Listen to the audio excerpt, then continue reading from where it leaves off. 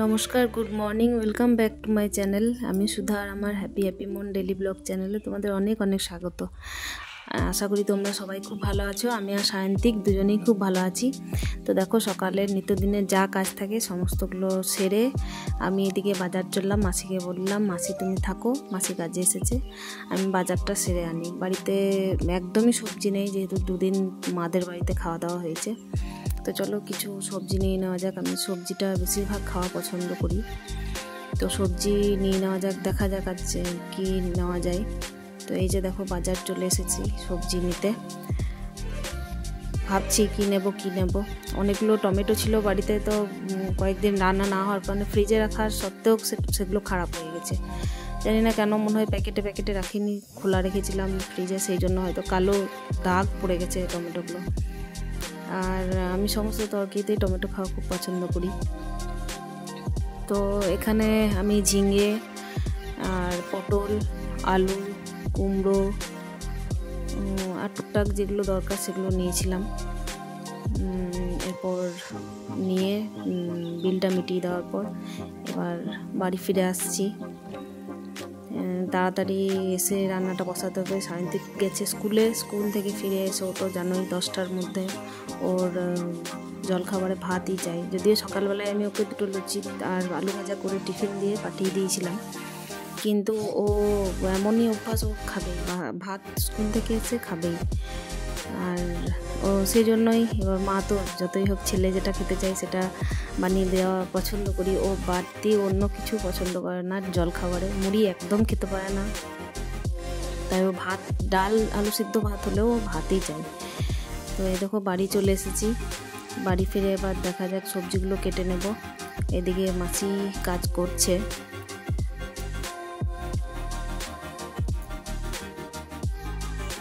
মাসি নিজের কাজ সারছে আর আমি এদিকে, মাসি উঠোনটা ধুয়ে দিচ্ছে। উঠোনে কাল বৃষ্টির কারণে উঠোনটা কাদা হয়েছিল। যদিও উঠোনটা ভালো, বেশ কাদা হয়ে গেলেও উঠোনে যে নোংরাগুলো পড়েছিল সেটা মোটামুটি মনে হচ্ছে যেন পরিষ্কার হয়ে গেছে। আর বাড়ি চলে এসেছি। বাড়ি ফিরে এদিকে দেখো সবজিগুলো নিয়ে এসেছি। আলুর তো দাম দিনের পর দিন বেড়েই চললো। এদিকে পটল আছে, ঝিঙে আছে, কুমড়ো আছে। ওইদিকে ফ্রিজে রাখলাম টমেটো, শসা। আর এদিকে ভাতটা বসিয়ে দিলাম। একদিকে বসিয়েছি ডাল। ভাতটা সিদ্ধ হোক, সিদ্ধ হতে হতে আমি বাকি কাজগুলো সেরে নেব। এইদিকে দেখো সায়ন্তিক চলে এসেছে। সায়ন্তিক চলে এসে দুষ্টুমি আরম্ভ করে দিয়েছে। ও আগে থেকে এসে বাইরে লুকিয়েছিল। ও ঠকঠক করবে দরজায় নক করে ছুটে পালিয়ে যায়। আমি বাইরে গিয়ে দেখি কেউ নেই। ও ডেলি এই কাজই চলে। একটু বদমাশিটা দিনের পর দিন বেড়েই চললো। ছোটোবেলায় আমরাও এগুলোই করেছি মনে হয়। দেখো জামা খুলেও এখন ডান্স দিচ্ছে। এই দেখো বদমাশি ওর সব দিন একই রকম। এখন যদি এই টাইমে আসে হয়তো 10-15 মিনিট এখন একটু নাচন শুরু হবে, তারপর নিজের কাজ। এইদিক ওইদিক ছোটাছুটি করার পর আমি ভাত রেডি করেছি। যদিও আমি সেরম কিছুই করে উঠতে পারিনি 10টার মধ্যে। ডাল, ভাত আর পটল ভাজাটাই হয়েছে শুধুমাত্র। ওইটা দিয়েই ও খাবে এখন। ওর ওটা হলেই হয়ে যাবে। বলছে মা যেটা হয়েছে সেটাই দিয়ে দাও, আমি ওটা দিয়েই খেয়ে নেবো।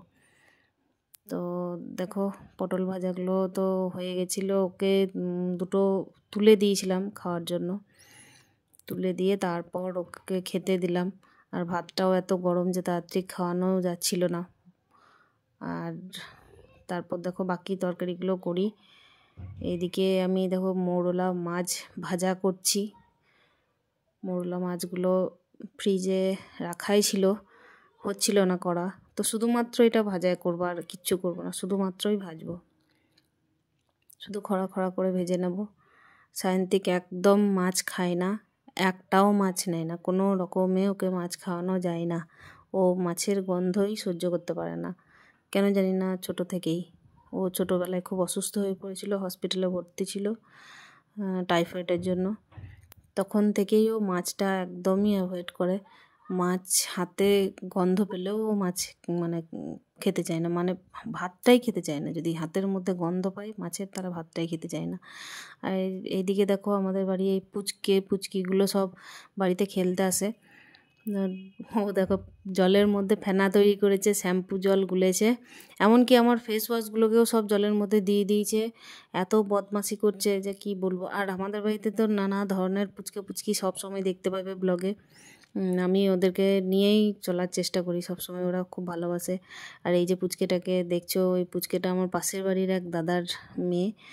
ও আমাকে ছোট থেকেই, যখন থেকে এখানে এসেছি, এই নতুন বাড়ি এসেছি, তখন থেকেই ও আমাকে খুব ভালোবাসে। ও আমাকে দেখো এখানে ভালো মা বলে ডাকছে, ও আমাকে ভালো মা বলে ডাকে। সারাদিন বাড়িতে এখানে থেকে যাই, খাওয়ার টাইমে যাবে কিংবা শোয়ার টাইমে যাবে কিংবা চানের টাইমে যাবে, তাছাড়া সকাল থেকে চলে আসে খেলা করার জন্য। আমরাও ছোটোবেলায় এইভাবে ফুলিয়ে বেরিয়েছি বাবলসগুলো। এখন তো নিত্য নতুন বাবলস উঠেছে, মেলায় কিনতে পাওয়া যায়, যেগুলো আমাদের টাইমে ছিল না। আমরা সেফটি পিনে দিয়ে বেলুন ফুলিয়েছি, শ্যাম্পু জল গুলে। তো দেখো এখন ওরা আমার ফেস ওয়াশ শ্যাম্পু সব গুলেছে। কখনো কখনো বকি, মারও দিই, কিন্তু কখনো কখনো আবার ছেড়েও দিই, যে যাক ছোটোবেলাটা তো আর ঘুরে পাবে না, এই কারণে ওদেরকে ছেড়ে দিই। ওরা যেটাতে খুশি হয় সেটাতেই খুশি থাক, কেন এই দিনগুলো ফিরে আর কখনোই আসবে না। একবার চলে গেলে নতুন করে আর ফিরে পাওয়া খুব কঠিন। তখন বড় হলে শুধু দায়িত্ব, কারো মন গুছিয়ে না চলতে পারলে কথা, এইগুলোই পাবে। তো দেখো আমি এদিকে ডিম আলু কষা করছি, যেহেতু সায়ন্তিক ডিম আলু কষাটা খেতে খুব ভালোবাসে। আমি অল্প মশলা দিয়েই এটা করছি, কেন কি গরমের সময় আমি বেশি মশলা দিলাম না, হালকা জিরে বাটা আদা বাটা দিয়ে করেছি। একদমই পাতলা করেই করব, পাতলা বলতে ঝোল করব না, কিন্তু মশলাটা একদমই অল্প দেওয়ার চেষ্টা করেছি। অল্প গরম মশলা দিয়ে এটা নামিয়ে দেবো, বেশি করব না, অল্প পাতলা ঝোল দিয়েছি। কিন্তু ঝোলটা আমি রাখবো না, ঝোলটা ফুটে গেলে মরে যাবে, সেই জন্য আমি অল্প করেই জল দিয়েছি, যেহেতু মশলাটা যেন সবজিটার মধ্যে, ডিমগুলোর মধ্যে ঢুকে যায়। তো দেখো দুপুরবেলা এদের এই যে আর একটা ছোট্ট ভাইয়ের সঙ্গে সায়ন্তিকের খেলা আরম্ভ হয়েছে। বলছি না, একের পর এক এদের খেলাধুলা চলবে, এক এক বন্ধুর সাথে সবাই আসে আমাদের বাড়ি, একটুক্ষণ খেলা করে আবার চলে যায়, আবার কেউ আবার নতুন করে আসে আবার চলে যায়, আবার সন্ধ্যের টাইমে আসে। সন্ধ্যের টাইমে যেহেতু এখানে হরিনাম সংকীর্তন হয়, তাই অনেক বাচ্চারা আসে। আর আমাদের বাড়িতেই আমাদের বাড়ির গেট খুললেই হরিনাম সংকীর্তনের যেটা জায়গা, সেটা হচ্ছে দুর্গা মন্দিরে। তো সেখানে সবাই মিলে একসাথে আনন্দ ফুর্তি করে। আর যেহেতু আমাদের বাড়ির সামনে, তাই সবাই আমাদের বাড়িতেও সব বাচ্চাগুলো চলে আসে খেলবার জন্য দাদা দাদা করে। তো দুপুরবেলায় আমার এই যে রান্না কমপ্লিট হয়েছে। এদিকে পটল ভাজা, কুমড়োর তরকারি, যেটা মুড়ি খাবারের সঙ্গে ছিল সেইটাই দিয়েছি সঙ্গে, ঝিঙে দিয়ে ডাল, আর এদিকে আছে ডিম আলুর তরকারি আছে। ঝিঙে ডালটা গরমের দিনে খুব ভালো। আর এই যে মৌরলা মাছ ভাজা, এটা হয়ে যাবে খাওয়া দাওয়ার পরে। সবাই এবার দেখি দুজনে একটু রেস্ট করার চেষ্টা করব।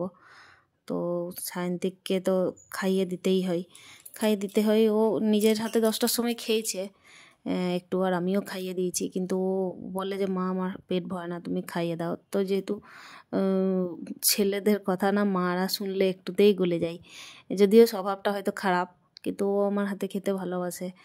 বড় হলে তো আর সেই সৌভাগ্য হয় না সব মায়ের, বাচ্চাদের সবই শিখে রাখতে হয়। কিন্তু ও দেখো কার্টুন দেখবে, ওই জন্য এখন ফোনটা বন্ধ করে রাখছে। আমার এদিকে রান্না করা, খাওয়া দাওয়া সব হয়ে গেছে, এবার একটু বিশ্রাম নেব, সেই জন্য ডাইনিংয়ের জানলাগুলো সব বন্ধ করে দিচ্ছি। আর এটা বেলা গড়িয়ে এলে প্রচণ্ড মশাও ঢোকে, সেই কারণে আমি আর জানলাটা খুলে রাখলাম না। জানলা খুলে রাখলেই মশার উৎপাত প্রচণ্ড পরিমাণের। এদিকে রান্নার খাওয়া দাওয়া হয়ে যাওয়ার পর যে বাসনগুলো আছে সেইগুলো আমি পরিষ্কার করার জন্য বাইরে রেখে দিয়ে আসবো। আমি পরিষ্কার করব না, যদিও আমি টুকটাক ধোয়াধুয়ি করি। মাসি এসে ভারী কাজগুলো মানে ভারী বাসনগুলো চাদরগুলো সব মাসি পরিষ্কার করে। আমি হাতে পারি না, সেই জন্য মাসি সব করে। এর আগে যখন আমি অসুস্থ হয়ে পড়িনি তার আগে সমস্ত কাজ আমিই করতাম, কিন্তু এখন না পারার কারণে মাসিকে দিয়েই সমস্তটা করাই। উপায় নেই, যখন যেভাবে মানুষ থাকে সেভাবেই মানে চালিয়ে নিতে হয়। যতটা পারি ততটাই করে তোলার চেষ্টা করি, তবে যেটা হয় না সেটা ছেড়ে দিই। এরপর যা কাজ হচ্ছে তোমাদের সাথে আস্তে আস্তে শেয়ার করছি। তো গ্যাসটা এবার যেহেতু নোংরা হয়ে আছে, রান্নার পর গ্যাসটাও মুছে নিতে হবে, তাই গ্যাসটা এবার পরিষ্কার করে নিই। স্কচ ব্রাইটটা আমি এখানে ভুলে গেছিলাম আনতে, তাই আমি আবার স্কচ ব্রাইটটা আনতে গেলাম। কেন কি রান্নার তেল মশলাগুলো সব লেগে থাকলে স্কচ ব্রাইট না ঘষলে পরিষ্কার হয় না। এই দেখো স্কচ ব্রাইটে আমি সব পরিষ্কার করে নিচ্ছি। স্কচ ব্রাইটে পরিষ্কার করে নেওয়ার পরে আমি আবার কাপড় দিয়ে, ন্যাকড়া কাপড় দিয়ে, ভিজে কাপড় দিয়ে সব ধুয়ে মুছে নেব। এই যে সব পরিষ্কার করে নেওয়ার জন্য আমাকে স্কচ ব্রাইটটা ব্যবহার করতেই হয়, কেন কি কাপড়টা দিয়ে ভালোভাবে হয় না নিচেরটা। এই গ্যাসটা খুব হালকা, সেই জন্য আমার তুলতে হাতে সুবিধা হয়। আর এই গ্যাসটা আমার মানে ওভেনটা আমার নয়, আমার সামনের বাড়ির এক দাদা যে গ্যাস আর কি কোনো কিছু হলে রিপেয়ার করে সেরে দেন, তো সেই দাদার। কিন্তু অনেক দিন থেকেই বলছি, দাদা তুমি নিয়ে যাও আর আমার ওভেনটা লাগিয়ে দিয়ে যাও, কিন্তু তার সময় হচ্ছে না, যেহেতু দোকানে ব্যস্ত। পাশের বাড়ি তবু সময় করতে পারছে না, বুঝতেই পারছো ব্যবসাদার মানুষ। তো দেখো এই গ্যাসটা খুব হালকা, আমার ব্যবহার করতেও খুব সুবিধা হয়, কিন্তু আমারটা হচ্ছে 3 বার্নারের আর কাঁচ দেওয়া আছে ওপরে, সেই জন্য আমার মুছতে ধোয়াধুয়ি করতে খুব অসুবিধা হয়। আমি তুলতে পারি না, নিচেরটা পরিষ্কার করা খুব সমস্যা হয়ে যায়। আমি এই দেখো প্রত্যেক দিন খাওয়া দাওয়ার পর গ্যাসটা সঙ্গে সঙ্গে মুছে নেওয়ার চেষ্টা করি। ঘুম থেকে উঠে যখন পরিষ্কার করব তখন প্রচণ্ড পরিমাণের কাজ দেখে ক্লান্তি আসে, ওই জন্য দুপুরবেলায় খাওয়া দাওয়া সেরেই আমি আগে গ্যাস, তারপর রান্নাঘরটা পরিষ্কার করে নেওয়ার চেষ্টা করি। কারণ রান্নাঘরটা যদি অপরিষ্কার থাকে তাহলে মন মেজাজটাও ভালো লাগে না, আমাদের মেয়েদের যে আর কি নিয়ম। তো আমি সঙ্গে সঙ্গেই খাওয়া দাওয়া করে রান্নাঘরটা পরিষ্কার করে নিই। একবার অপরিষ্কার রেখে দিলে আর দ্বিতীয়বার ওই দিকে আর হাত দিতে ইচ্ছা করে না, মনে হয় থাক যেভাবে আছে সেভাবেই রেখে দিই, আর দরকার নেই। আর যদি পরিষ্কার রাখি তাহলে মনে হয় না আর একটু করলে হয়তো ভালো হয়। তো দেখো এখানে ওভেনের উনুনগুলোকেও পরিষ্কার করে নিচ্ছি, এগুলোতেও নোংরা লেগে আছে।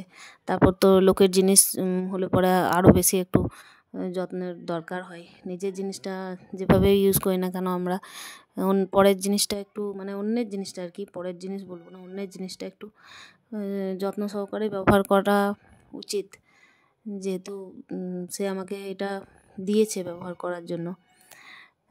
তো আমি ওই জন্যই কালও বলেছি যে দাদা তুমি লাগিয়ে দিয়ে যাও, কতদিন আমি গ্যাস ওভেনটা রাখবো নিজের কাছে। কিন্তু বললো ঠিক আছে কোনো ব্যাপার নয়, তুমি ব্যবহার করো, আমি ঠিক লাগিয়ে দিয়ে যাব। তো দেখো এদিকে আমার রান্নাঘর তো পরিষ্কার করা প্রায় মোটামুটি হয়েই গেছে, কিন্তু এই খাবারগুলো আমি আর ফ্রিজে ভরলাম না, যেগুলো বাকি খাবার ছিল। আমি গরম একটু আছে সেই জন্য ঠান্ডা হয়ে যাওয়ার পরই বিকাল টাইমে ভরবো, একটু রেস্ট করার পরে। কেন কি গরম খাবার ভরলে ফ্রিজে ভরতে নেই যতদূর জানি, সেই জন্য আমি আর গরম খাবারটা ভরছি না। টেবিলে এঁঠোগুলো পড়েছিল, টেবিলের এঁঠোগুলো মুছে দিলাম। টেবিলে খাওয়া দাওয়া করেছি, সব দিন আমি টেবিলে বসিও না, ওই টিভি দেখতে দেখতে বেডরুমের মেঝেতেই খেতে বসে যাই। 2 মা ছেলে একটা থালাতেই আমরা খেয়ে নিই, আর মা ছেলে ওই টিভি রুমে বসে যায়। ও কার্টুন দেখে, আমিও চুপচাপ বসে, ও মোটু পাতলু দেখে, আমিও একটু দেখি, এইভাবেই চলে যায় দিনটা। আজকে ওদের যেহেতু মর্নিং স্কুল হচ্ছে, এখন গ্রীষ্মের ছুটি পড়ে যাবে, তাছাড়া ডে স্কুল হয়, মানে দিনের বেলায় হয়, 10টার সময় ভাত খেয়ে যায়। এখন সেই জন্য ওকে একটু শোয়াই দুপুরবেলা, সকালে 5টার সময় উঠিয়ে দিই। আর এই দেখো একটু ফিল্টার থেকে জল খেয়েছে, আর বললাম যে শুয়ে পড়ো। যদিও ওর শোয়ার আজকে খুব একটা ইচ্ছা নেই, বললাম জানলাগুলো লাগিয়ে দাও, আর এখন যেহেতু বৃষ্টিটাও হয়েছে আগের দিন, সেহেতু বেশ ঠান্ডা ঠান্ডা ওয়েদার আছে। দুপুরবেলায় জানলা খুলে রাখা যাচ্ছে, আর কিছুদিন যা ওয়েদার ছিল দুপুরবেলায় একটা জানলা তো খুলে রাখা যাচ্ছিলই না, তার সাথে ফ্যানের হাওয়াও যেন একদম গরম তাপ নামছিল। তো এখন দেখো ওকে এবার শুতে বললাম, ও শুয়ে পড়বে। আর ও খাওয়া বলো, শোয়া বলো, স্নান বলো, কোনোটাই ওর এক কথাই হয় না। একটার পর একটা ওর মানে বদমাশি চলবে, তারপর গিয়ে 10 মিনিট পর শান্ত হবে। আর সায়ন্তিক তো দিনের বেলায় আজকে সত্যিই এক ফোঁটা ঘুমায়নি। আমি ঘুমিয়ে গেছিলাম, কিন্তু ও আমাকে বারবার ডিস্টার্ব করছে, মা খেলতে যাবো, মা খেলতে যাবো, সবাই বাইরে আছে, আমি খেলতে যেতে দিইনি। বললাম যে না, এখন খেলতে যেতে হবে না, রোদ মানে রোদ ঠিক বলবো না, রোদের বেশ তাপটা আসছিল, তো সেই জন্য মানা করলাম। তো বাচ্চাদের দেখো আটকে রাখা খুব মুশকিল, লোকে বকলেও শুনবে না। আর এখানে সবাই খেলাধুলা করছে। এরা একটু আগেই ফুটবল খেললো, এরা একটু আগে ফুটবল খেলার পর এখন ধরাধরি শুরু করেছে, ধরাধরি খেলছে। একটার পর একটা খেলা ওদের চেঞ্জ হতে থাকে, খেলার কোনো নিশ্চয়তা কিছু নেই। আর এই দেখো তারপর এরা খেলছে এখন, এই যে শুরু করেছে ক্রিকেট। ক্রিকেট খেলার পর এখন কী যে কী খেলবে, তারপর খেলবে লুকোচুরি, কোনো মানে খেলার কোনো নিশ্চয়তা নেই, বললাম না।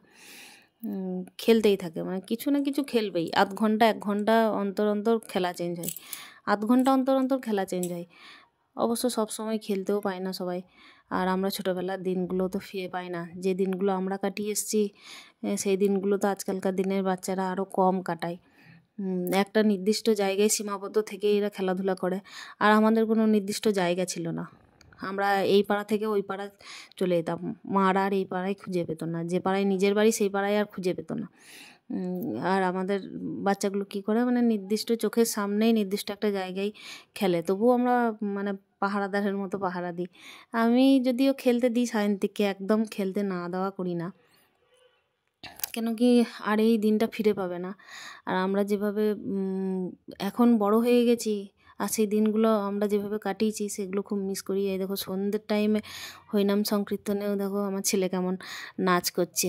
আর এই যে আমার ভাইপো পুচকুটা, এটা তো আবার আরও বিচ্ছু, ওর মতো বিচ্ছু আর মনে হয় দুনিয়াতে খুব কমই আছে। এক পা থাকবে মাটিতে আর এক পা থাকবে তাল গাছে। তো চলো